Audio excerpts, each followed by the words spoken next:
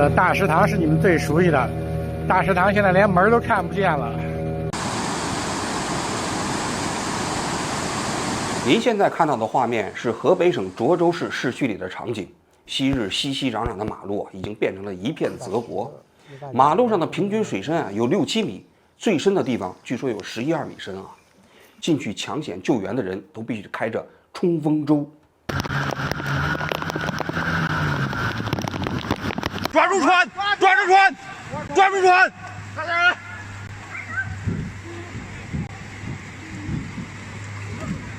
抓住船！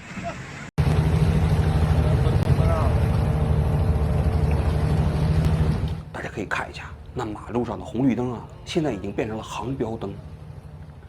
涿州市的老百姓啊，在网上说，他们长这么大40-50年，从来没有见过这么大的洪水啊。我前几天啊，做了一期北京下暴雨引发的洪涝灾害啊，当时就有涿州市的人给我写来私信，也有写来邮件的，说啊，王局啊，您别光做北京啊，北京是一个不缺存在感的城市。就是那种门头沟啊、房山地方遭灾了啊，也有人去救援，也有媒体报道，也不缺乏国际社会的关注。但这一次啊，整个华北地区的洪涝灾害啊，受灾最严重的地区并不是北京，而是涿州。我活了39年了，我想不到发水是这样的。城市中心水深30米，你看了吗？这能看见吗？这个都淹了。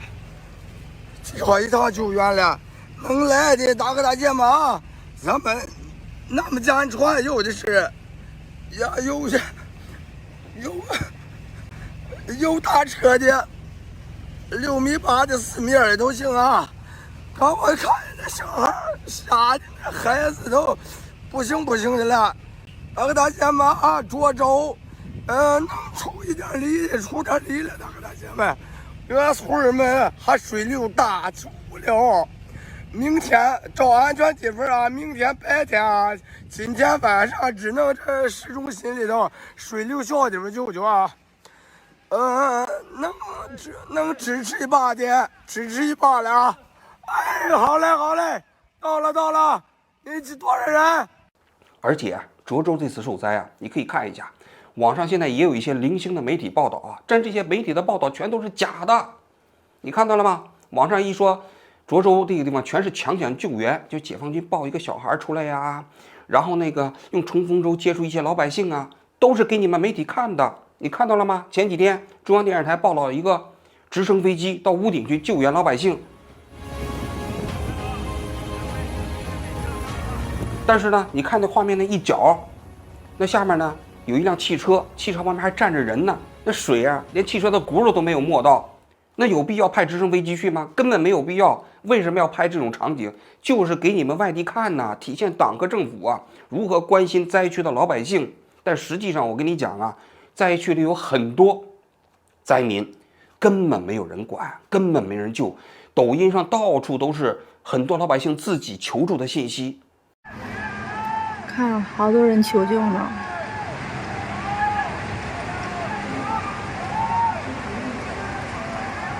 有救援的赶紧来吧！你别录了啊！人呢？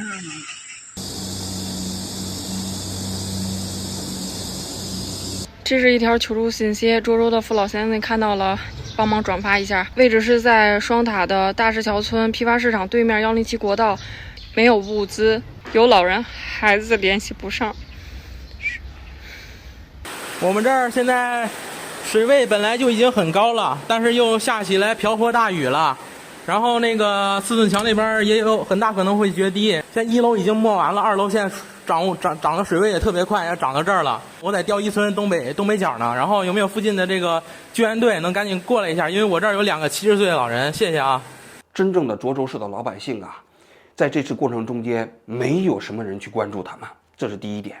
第二点，他说啊，关于涿州这一次啊，水究竟有多大，漫的面积究竟有多广泛，为什么要在涿州这个地方泄洪，根本没人讨论。私底下老百姓有讨论，没用啊，媒体没人报道啊，所以就成了整个这次大雨啊过程中间的盲区。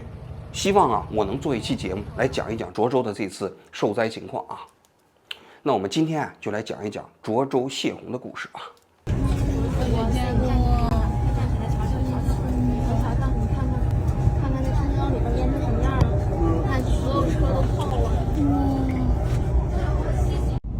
我操！哇塞，马上到高速这儿了都，我的妈呀！花田路看看，哦，北京泄洪泄到这儿来了，我操！这家伙，下一剪头，到路灯都快到头了，你看没有？涿州啊是河北省保定市下面的一个县级市啊，它本身不是一个特别有存在感的地方啊，离北京不太远。北京有一些人呢，在市区里买不起房，就在涿州这个地方买房。从涿州到北京还挺方便的，公交车10几分钟一班。那这一次涿州为什么受灾这么严重呢？我觉得有2个方面的原因，一个就是主观方面的，一个就是客观方面的。主观方面呢，我觉得就涿州市这个地方的地方政府的领导啊，觉悟不高，没有跟得上形势的发展。人家习近平同志啊，前一段时期专门针对如何治水问题发表过重要讲话，中央电视台都报道了。那你说这涿州市的党政干部他们去看了吗？我猜他们肯定没看。那习近平的著作选读他们读了吗？读了几遍呢？背下来了吗？那强国论坛他们登录了吗？每天登录几个小时啊？你看看人家中南海，人家也是河湖密布的地方，有中海、南海、北海啊，为什么人家就没有发大水？说明人家习近平同志的理论水平高，人亲自坐镇中南海，亲自指挥，亲自部署。所以你看，虽然这次华北地区啊下了这么大的暴雨，人家中南海安然无恙，这就是理论的力量啊。但是你看看涿州这个地方，本身又没有什么河湖，结果呢一下子发了这么大的洪水，这就是天怒人怨呐！一场暴雨啊，暴露了全国各地啊党政干部的不同的真面目。有的人学习的效果比较好，你看就没有发生洪涝灾害。像涿州这个地方的领导干部啊，就是因为平时怠于学习，你看到了吗？结果老百姓啊就陷入到汪洋之中了。这种干部要我说，就得撤职，就得开除党籍，这是第一点啊。第二点，客观方面啊，就涿州这个地方有3条河，一个叫白沟河，一个叫永定河，还有一个叫北拒马河。这3条河啊，在8月1号到8月2号这2天呢，同时实行了泄洪。什么叫泄洪？就是把河道给扒开了嘛，然后这大水哗就涌到了涿州这个地方啊，这是客观原因。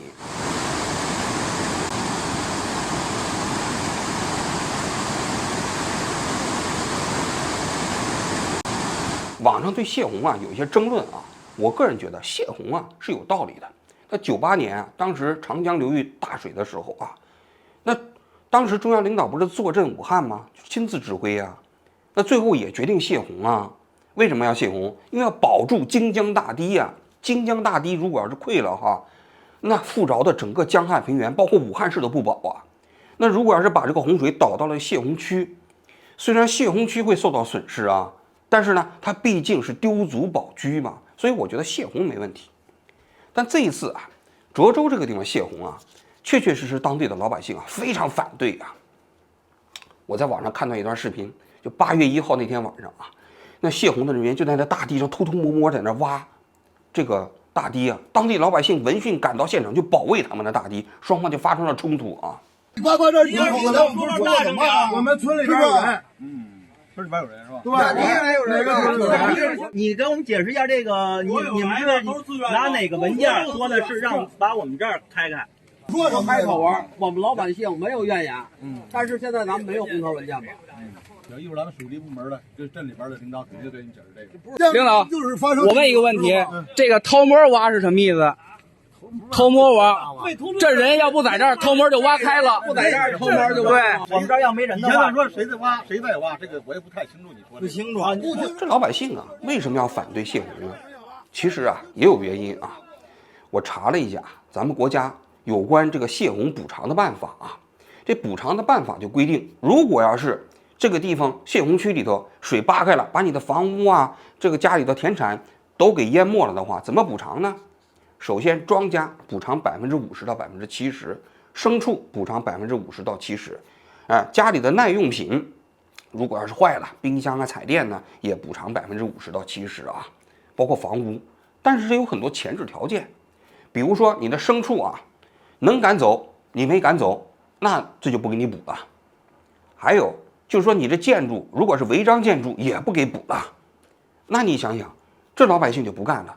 你既然你是丢卒保车，大家也认了啊，那按道理来讲，你应该把我全部的损失都给补偿吧？你怎么能只补偿70%呢？那剩下的30%凭什么让我来承担呢？那你既然让我来承担，是吧？那我替其他地方人承担了这个洪水的代价，你最起码应该补偿到100%啊！人家不需要赚钱了，更何况我为了这个大水泄洪的时候还流离失所，逃难到其他地方，自己有家不能回。据说现在这个泄洪区啊，最慢的地方需要1个月才能回去啊，整个家都没了，你还要让我承担损失，这太不合理了。而且这个法律的规定是朱镕基时代那个制定的，如今已经过去20多年了。应该说20多年前的中国啊，财政状况不是特别的好啊，可以理解。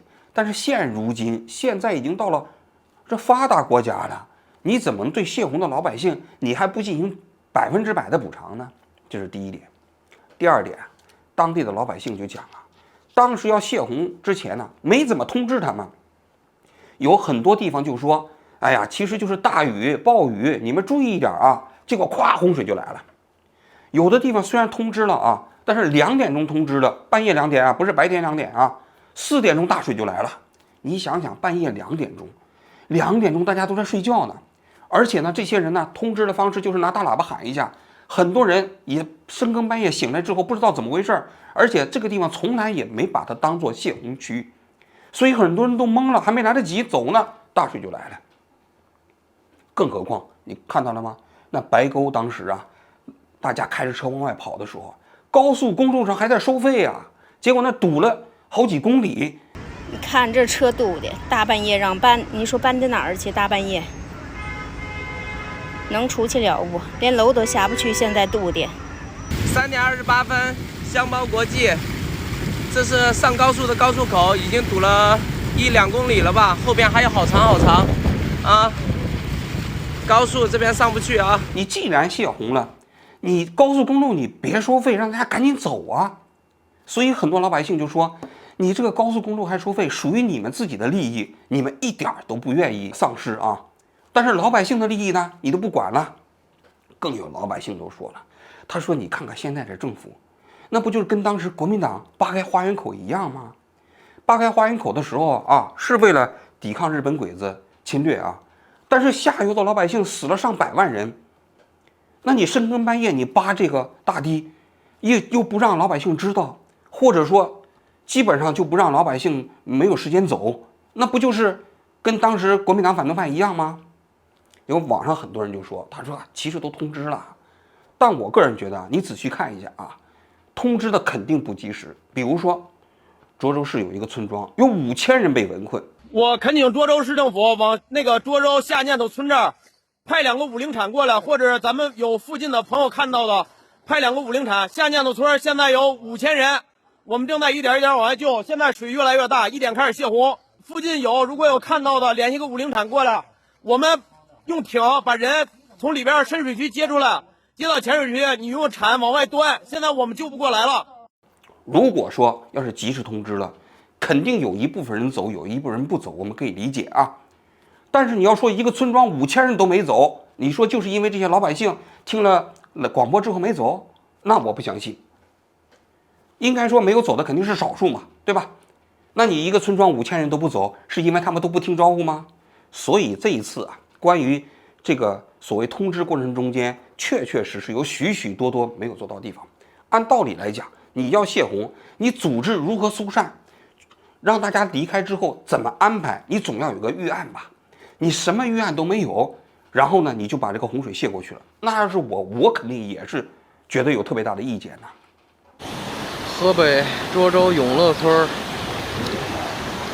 永乐文秀小学，水太大了啊！电话都打不出去。电话都打不出去。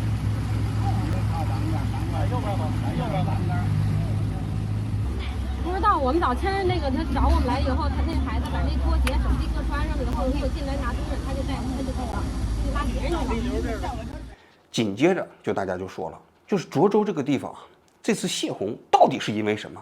因为涿州并不是一个传统的泄洪区啊，这一次华北地区一共启动了7个泄洪区。要说涿州这个地方历史上从来没被当过泄洪区，那为什么这次泄洪要把涿州市整个这一个市区都淹没呢？你泄洪不是应该泄到那些农村吗？泄的那些尽量少的人口稀少的地方，经济水平较低的地方，怎么把一个涿州市都给淹了呢？于是网上就有些争论，有人就说了，泄洪涿州啊，是因为为了保北京、天津。结果这个胡锡进马上就跳出来了，分洪都是上游为保下游采取的措施，处在下游的涿州怎么可能为保上游的平安而在县域内分洪呢？所以说啊，涿州为北京分洪自我牺牲是根据为零的无端臆测。大家听胡锡进的洗地啊，一定要分辨出来，就胡锡进的洗地啊，你不能听他直接论述，你要看他背后的目的。一般来讲是这样的，如果要是没问题、没有猫腻，胡锡进是不会出来洗地的。他洗地的时候，往往会通过一个局部事实啊，然后把整个的背后的秘密给你洗干净。当然这次也不例外啊。的确啊，这次涿州啊，它的泄洪可能不是为了北京城区的这个安全，但是啊，大家打开地图看一下啊，涿州的东边是哪儿啊？是北京的大兴机场，再往东呢是天津的郊区，而涿州的南面呢是著名的雄安新区啊。所以你看到了吗？涿州它对这一次泄洪虽然不是为了直接保卫北京，但它就是为了保卫北京的大兴机场和雄安新区。你说这2个地方属不属于北京？要我说也属于啊。大家可以看一下水利部这次人家公布的防洪的文件中间，专门讲到要保证北拒马河、白沟河还有永定河左岸的安全。左岸是指哪儿啊？大家打开地图看一下，左岸就是大兴机场，就是雄安新区啊。而右岸是哪儿呢？右岸就是涿州，就是河北省啊。所以目的非常明确，就是要通过涿州的泄洪来保证这2个区域的安全。这一点没什么可洗的啊。那紧接着啊，我们就要讲了啊，那为什么要保卫雄安新区这样的地方呢？或者说涿州这个城市啊，历史上从来没有被当作泄洪区，为什么这次大雨就要淹没涿州呢？而涿州实际上啊，它还是一个城区，它还不是一般的泄洪区。一般的泄洪区啊，都是那些村庄啊、农田呐，但是你把整个一个县级市都给淹没了。98年那么大雨的时候啊，都没有淹没一个县级市的县城啊。那为什么这一次华北地区的一场暴雨就直接把一个县城给干掉了？为什么？这里头又有一个更深的原因，大家可以看一下，雄安新区旁边有一个湖叫白洋淀。白洋淀啊，是华北地区最有名的一个湿地湖泊。它虽然叫白洋淀啊，但它其实不是一个湖。在整个白洋淀地区啊，有3700多条河道，星罗棋布，密布了几百个这样的湖泊群。这些湖泊群呢，在水文地质上被称之为缓洪滞洪区。什么叫缓洪滞洪区啊？我给大家解释一下，它的功能有点类似于长江旁边的鄱阳湖。鄱阳湖啊，水位很浅，但面积很大啊。当长江枯水季的时候啊，鄱阳湖啊也就跟着水位就下降了，有的时候甚至啊整个鄱阳湖都消失了。但是当长江水位上涨的时候啊，鄱阳湖啊就会变成一片汪洋，它的水域面积最大的时候有4-5千平方公里，所以它就变成了一个长江的蓄水池。而白洋淀啊，其实就是整个华北平原的这么一个蓄水池。白洋淀的上游啊有9条河流，那么这条9条河流啊，在洪水来临的时候啊，整个白洋淀地区这些湖泊群呢就会连成一片，它就变成了一个巨大的蓄水池，使得周围的那些洪水啊都涌到这里啊。而且啊，整个华北平原这个地方的降雨量还有一个特征，就是大多数年份的降雨量啊，它都比平均降水量少，而且少很多。而超过降水量的那些年份啊，年份很少，但是降雨量普遍偏高，比那个平均降雨量要高很多。那这个数值啊，意味着什么呢？就意味着白洋淀这个地方对于整个华北地区特别重要。当它的降雨量偏多的年份的时候啊，白洋淀地区就成为了一个重要的蓄水池，那就可以保证其他地方啊，你在夏季洪水来临的时候啊，免遭洪涝灾害。但是这一切啊，在2017年的时候都变了。2017年的4月份呢，这个中央宣布啊，在白洋淀旁边建设雄安新区。北京向南100多公里，白洋淀一波荡漾，一座未来之城雏形显现。那雄安新区就建在白洋淀旁边啊，就紧挨着呀。那你想想，这之后啊，你这个白洋淀所谓的缓洪滞洪区的功能还能继续了吗？当然不能了，因为你白洋淀如果变成了缓洪滞洪区，整个雄安新区不就被淹了吗？不就变成了威尼斯了吗？所以从2017年开始，整个水利部啊，就针对华北地区的这个水利部署啊、防洪部署就发生了根本性的改变。原先白洋淀这个地方是缓洪滞洪的一个蓄水池，但2017年之后啊，所有的洪水再也不能进白洋淀了，要通过修建拦洪坝，要通过其他的河道的调节的方式。你比如说现在这个河道上都有一些拦洪闸呀什么之类的，它可以调节呀，几条河可以互相调节呀。实在调节不过来了，就把涿州淹了，也不能淹雄安呢。大家可以看一下雄安新区人家今年的报道，人家都讲了，今年之所以大家安全度过洪水期啊，就是因为周边地区通过泄洪排洪保证了雄安新区的安全嘛。但大家可以想象一下，雄安新区有几个人呢？涿州市有多少人呢？为了保证雄安现在一座空城、鬼城，最后呢，导致10-20万人就被完全淹没。这就是啊，这一次涿州啊之所以被泄洪的真实原因。我在国内做节目的时候，我知道啊，雄安新区当时被建设的时候啊，就有很多水利专家提出质疑，就是雄安这个地方啊，并不适合建城市，因为它就靠近白洋淀。因为历史上这个地方啊，本来就没有什么城市，那就是因为这个地方不适合建城市啊。整个雄安新区这个区域里头，一共只有10万人，拆迁成本很低。但它拆迁成本低啊，是因为这个地方本来人口就少嘛。因为过去历史上每隔几十年有一次大的洪水，人就搬走了。但是呢，这个地方为什么要建成雄安新区呢？就是因为习近平嘛。2015年以后啊，习近平就反复讲，说北京这个地方啊，就有大城市病。于是呢，他就把北京市政府都给迁到了通州。同时呢，他又有一个想法了，说要在北京旁边的地方再建一个副中心呢，把北京的非首都功能啊都搬到那儿去。比如大型国企啊、高校啊、医院呐，离北京既不能太远，也不能太近啊。于是呢，在2017年的2月份，他驱车从中南海出发，到雄安新区看了一下。4月1号，新华社就宣布啊，雄安新区在白洋淀这个地方建设了。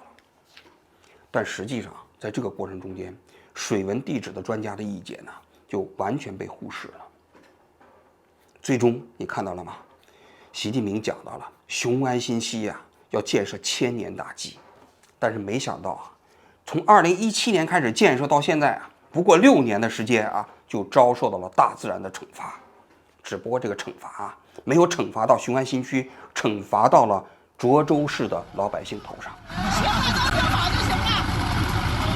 说的比较多。火车不能走了，人走。就这样子。我操！我也不知道该怎么评价这件事情啊，因为现在媒体通通都不能报道，老百姓呢都不能讨论雄安新区和涿州到底哪个重要。我只知道的是啊，就在我们今天在录节目的时候啊，涿州市的很多老百姓啊又开始猖狂逃跑。为什么？因为有传言马上这个地方又要泄洪了。在一个毫不透明的国家里面，每一个百姓啊都是被驱使的羔羊啊，一切都是为了那个所谓抽象的政治目的服务的。好吧，我今天就讲到这里，谢谢大家。抓住船，抓住船，抓住船！我活了39年了，我想不到发水是啥的。